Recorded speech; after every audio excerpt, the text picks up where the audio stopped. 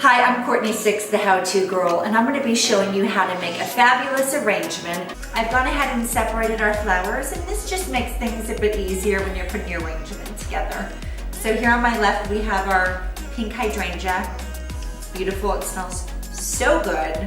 Our fuchsia roses, our fuchsia spray roses, and last but very not least, our pink wax flowers.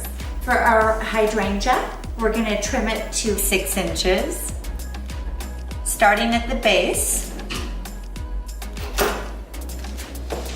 we have an assortment of 18 fuchsia roses. So what we're going to do is split them right down the middle, and half of our roses we're going to measure and trim to 7 inches, and the remaining half we're going to measure and trim to 8 inches. Even though there's only an inch discrepancy here, you're going to be blown away to see how much dimension that 1 inch is actually going to add to your arrangement.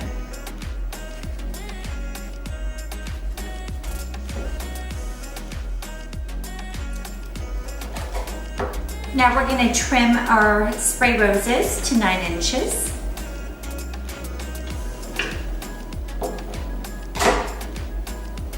I want to measure my wax flower and trim it at 8 inches, but if I go too by the book, I'm going to lose a lot of the beautiful foliage here.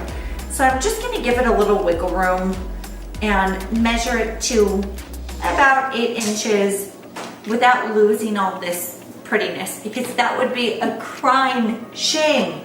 Big no-no in flower arranging. One of my favorite tricks when working with flowers, and that's using this stem stripper.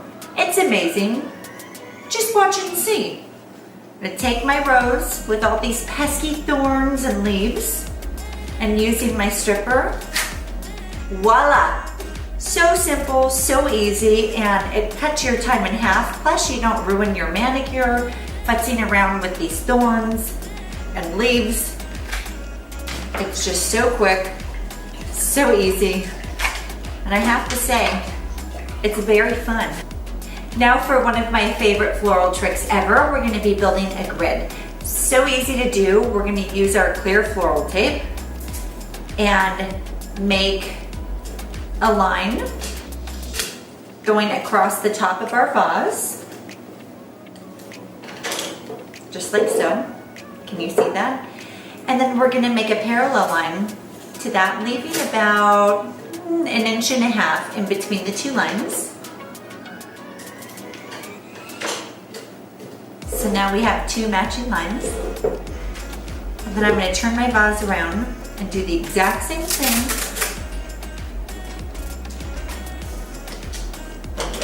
Crisscrossing our first 2 lines.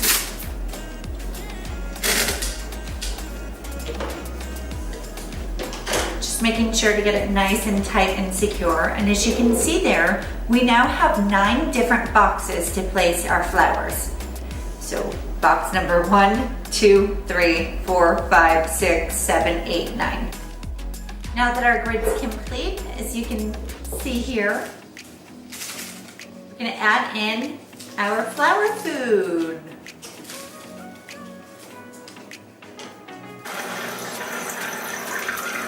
All of the prep work is done, and now for the fun part, we get to start playing with flowers. So to start out, we're going to use our pink hydrangea and place it in box number 1 on our grid. Just like so. You can see I'm using a Lazy Susan here. It's one of my favorite tools because it makes arranging so easy, but if you don't have one, don't sweat it.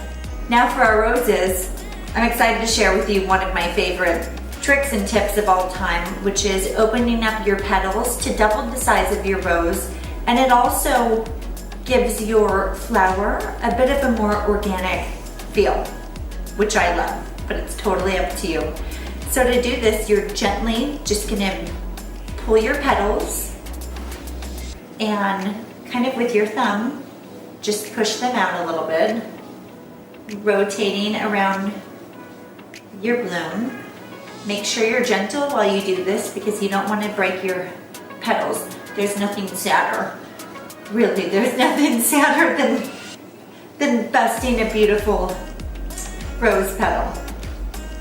Okay, well this gives you an idea. So look how beautiful that is. And compare it to, which this is gorgeous too, but compare it to this rose that didn't learn my trick. It just gives it a really neat look. I've pulled back the petals on 9 of my roses, and the other 9 still look stunning, just they're a bit more compact, and I think that's gonna give this arrangement some nice dimension. Now we're gonna place 1 of each of the 7-inch roses in boxes 2 through 8. So you can see here, 2, 3, 4, 5, 6, 7, 8. That's where we're placing our roses.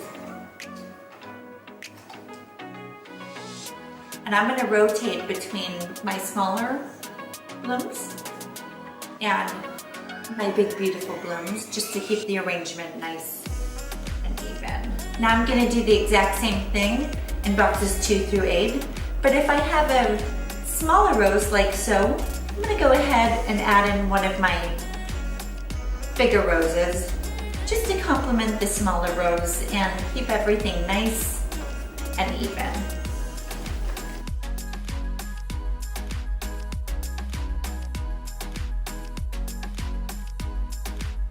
Now we get to work with our cute little spray roses. There's no right or wrong way how to put these into your arrangement, but the idea is to get them nice and even, as even as possible. So it really gives your arrangement a nice shape.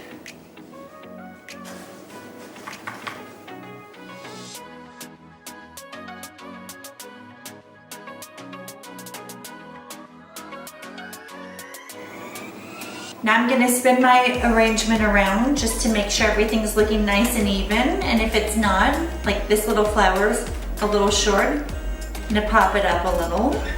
I don't know why, but I just love wax flowers. And you're gonna see right now what a adorable finishing touch they bring to any arrangement. Look at that, it just adds this nice pop of green. There's some pinky purple.